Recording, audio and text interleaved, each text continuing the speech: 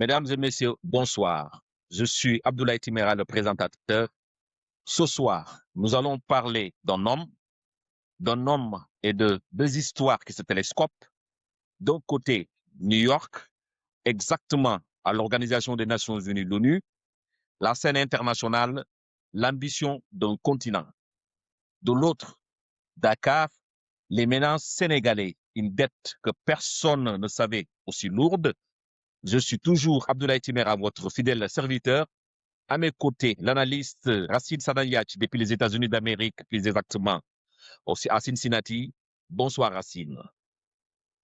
Bonsoir Abdoulaye, bonsoir à tous nos auditeurs.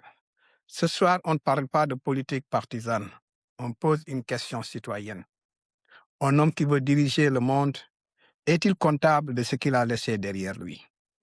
C'est cette question que nous allons explorer ensemble ce soir, sans complaisance, sans procès, avec les faits. Exactement Racine. Pour notre premier sujet, retenez New York ce mardi 22 avril 2026. Macky Sall passe son grand oral devant les Nations Unies. Il est candidat au poste de secrétaire général de l'Organisation des Nations Unies, l'ONU, pour succéder à Antonio Guterres, dont le mandat s'achève fin 2026. Les concurrents sont Michelle Bachelet, Chili, Raphaël Grossi, Rebecca Greenspan, Costa Rica. Ce qui rend cette candidature unique, ce n'est pas le Sénégal qui l'a présenté, c'est le Burundi dont le président Ndayishimiye préside l'Union africaine. Macky Sall avait écrit à Diomaye Faye pour lui demander le soutien de Dakar. La réponse, le silence. Soutien africain, 41 pays africains favorables, dont le Rwanda, l'Éthiopie, Tanzanie, Ouganda. Opposition, 13 pays maintiennent leur objection, dont le Sénégal lui-même. Soudan, sous sondage plutôt, 38,6% des intentions parmi les diplomates et experts internationaux. Premier rang, à Dakar, l'APR installe une fan zone à son siège de Mermoz pour suivre l'audition en direct. Pendant ce temps, la plateforme non à Maki.org organise des rassemblements devant le siège de l'ONU à New York. Racine, qu'est-ce que vous lisez dans tout ça? C'est le paradoxe qui frappe. Un homme qui veut diriger le monde au nom des 193 nations n'a pas le soutien de son pays. C'est un paradoxe diplomatique sans précédent dans l'histoire de l'ONU. Il n'est pas le seul dans ce cas. Mais attention, ne confondons pas popularité nationale et candidature internationale. Le secrétaire général de l'ONU n'est pas élu, il est recommandé par 5 pays, les 5 pays membres, les 5 pays permanents du Conseil de sécurité. Les États-Unis, la France, le Royaume-Uni, la Chine et la Russie. Et Macky Sall, il connaît ses capitales. Il y a des relations cordiales avec chacune d'elles. Washington l'a toujours vu comme un interlocuteur fiable. Paris, j'y reviendrai, a avec lui des liens très particuliers. Pékin a financé ses infrastructures. Donc voici la réalité. Un homme rejeté par son pays peut tout à fait devenir le patron de l'ONU parce que le monde fonctionne sur des logiques de puissance, pas sur des logiques de légitimité populaire. Et c'est ça qui devrait nous interroger tous. Aujourd'hui, avec Google, Macky Sall dit à l'approche de la fin du mandat d'Antonio Guterres, le président sénégalais Macky Sall émerge comme un favori sérieux. Et, bon, souhaitons-lui bonne chance pour briguer pour être le futur secrétaire général de l'ONU. Racine, comme vous l'avez si bien dit, prions pour lui pour que sa candidature donc puisse passer et qu'il soit à la tête donc de l'Organisation des Nations Unies. Et pendant ce temps, on va passer au deuxième sujet, l'autre histoire, celle qui se passe à Dakar. Et celle qui se passe à Dakar, comme vous l'avez toujours dit, c'est la dette cachée, le dossier qui ne passe pas. Et toujours donc par rapport à notre deuxième sujet, pendant que Macky Sall convainc les diplomates à New York, au Sénégal, un bilan financier est au cœur de tous les débats. Les faits d'abord, quand Macky Sall quitte le pouvoir en avril 2024, son administration déclare un taux d'endettement de 74% du PIB. Chiffre officiel de Macky Sall, 74% du PIB. Rapport de la Cour des comptes, 99,7% du PIB fin 2023, soit 23 milliards d'euros. Rapport Mazars, juin 2025, 132% du PIB, fin 2024, 23 666 milliards de francs CFA, écart plus de 7 milliards de dollars non déclarés. La riposte de Macky Sall, il mandate l'avocat parisien Pierre-Olivier sur sa ligne de défense. Ce n'est pas une dette cachée, ce sont des relations cachées. Pendant ce temps, l'affaire Farbangom, le député maire des Agnam, proche de Macky Sall, poursuivi pour détournement présumé de 125 milliards de francs CFA, détenu depuis le 27 février 2025, un an sans jugement au fond.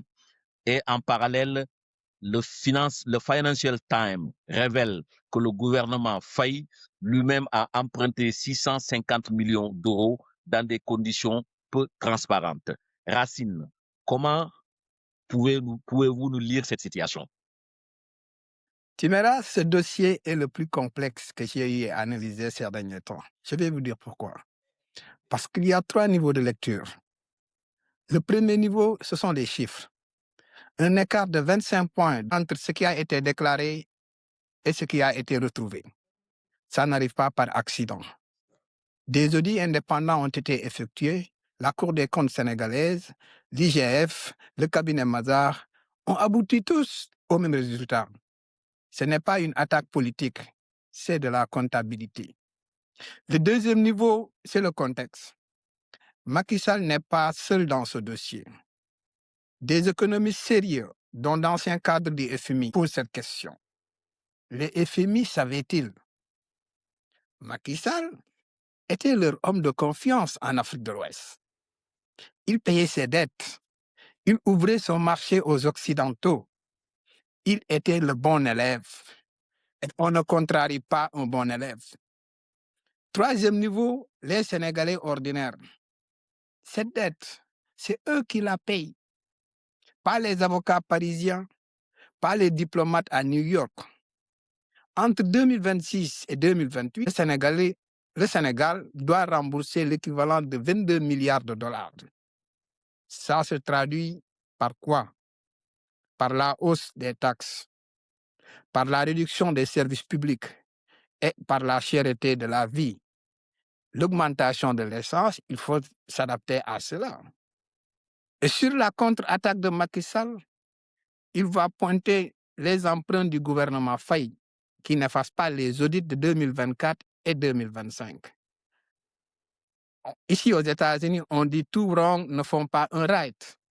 Ce que je veux souligner, c'est que la transparence doit être une exigence pour tous les gouvernements hier, aujourd'hui et demain.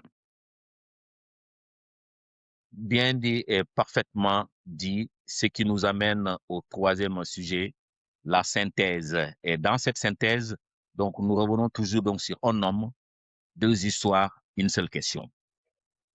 Toujours par rapport à notre troisième sujet, nous avons ce soir 2 images de Macky Sall qui coexistent en ce moment même. L'une à New York, un homme d'État continental, candidat à la tête de l'Organisation des Nations Unies, l'ONU, soutenu par 41 pays africains en tête des sondages diplomatiques. L'autre, à Dakar, un ancien président dont le bilan financier est remis en cause par plusieurs audits, dont les proches sont en procédure judiciaire et dont le pays refuse officiellement de soutenir sa candidature.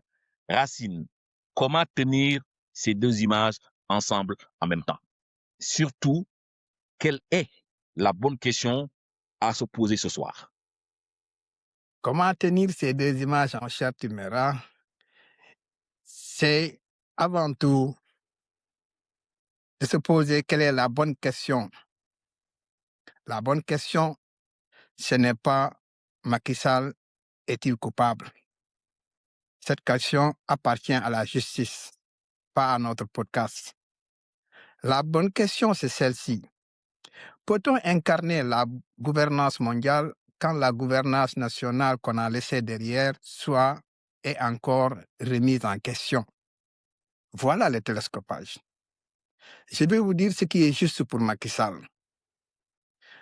Il a dirigé ce pays pendant 12 ans. Il a maintenu une stabilité institutionnelle dans une région en feu. Il a renoncé à un troisième mandat. Geste rare, geste réel. Il connaît les arcanes de la diplomatie internationale. Il parle le langage des institutions. Ces qualités existent, elles sont réelles. Mais il y a un grand mais. Le poste de secrétaire général de l'ONU n'est pas un poste de retraite doré. C'est un poste qui requiert l'autorité morale la plus irréprochable sur la planète. Et l'ONU parle de transparence, de bonne gouvernance, de responsabilité des États. Comment Macky Sall défend-il ces principes quand les auditeurs de son propre pays affirment qu'il a présenté des comptes inexacts, des comptes fausses? Je n'ai pas la réponse, mais la question doit être posée. Et Abdoulaye, il y a une dimension encore beaucoup plus profonde. C'est l'Afrique. Mérite-t-il un siège au sommet de l'ONU? Ça, personne ne peut le contester. Kofi Annan était là. Mais la vraie question, ce n'est pas est-ce que l'Afrique mérite ce poste? La vraie question, et c'est sûr, regarde sur le Sénégal que nous allons nous poser cette question. Est-ce que Macky Sall est le meilleur porteur de cette ambition africaine? Et ça, c'est aux Africains de décider, sans complexe, sans pression, avec lucidité. Abdoulaye, les rideaux sont braqués sur ce qui va se passer dans les 72 heures ici à l'ONU. Le grand oral des candidats va déterminer qui va devenir ou qui sera en pole position pour l'être. Mais aussi, les organisations féminines sont prêtes pour soutenir une candidature. Ils font du lobbying pour que le prochain secrétaire général soit une femme. Macky Sall sera auditionné comme tous les autres. Et vous l'avez tantôt dit dans votre préambule que le format a été fait pour que chacun puisse avoir 3 heures pour discuter avec les représentants. Ce qui se passe ici à New York va être très bien suivi à Dakar, Abdoulaye. Macky Sall passera ou passera-t-il, comme disent les Anglais, wait and see, attendons donc de voir. Une bonne transition pour passer donc à notre troisième, pour dire que voilà un numéro de regard donc sur le Sénégal. Ce soir, un homme, deux histoires, un paradoxe. Macky Sall sera auditionné à l'ONU mardi 22 avril, autant pour moi, excusez-moi, 22 avril 2026. Nous suivrons cette audition et nous vous en rendrons compte dans notre prochain épisode parce que ce qui se passe à New York concerne directement ce qui se passe également à Dakar. Racine, vous qui êtes notre analyste, je voudrais savoir donc c'est quoi donc votre dernier mot ou votre dernière pensée par rapport à cette situation. Abdoulaye, je voudrais terminer par cette pensée. Un pays qui juge ses dirigeants à la manière dont il traite ses anciens dirigeants pas en les protégeant de la vérité, pas en les diabolisant, mais qu'en appliquant les mêmes règles pour tous. C'est ça l'état de droit, c'est ça la démocratie. Et c'est pour ça que nous sommes là chaque semaine, pour poser les questions que d'autres ne posent pas, pour répondre aux questions que d'autres ne répondent pas, Abdoulaye. C'est ça, comme vous l'avez si bien dit. Dans ce cas, retrouvez-nous chaque semaine sur Spotify, Apple Podcast, YouTube. Partagez cet épisode autour de vous. Vous êtes toujours avec votre fidèle serviteur, le présentateur Abdoulaye Timera, Racine Sadandiachi et moi. À la semaine prochaine. Merci, à la semaine prochaine.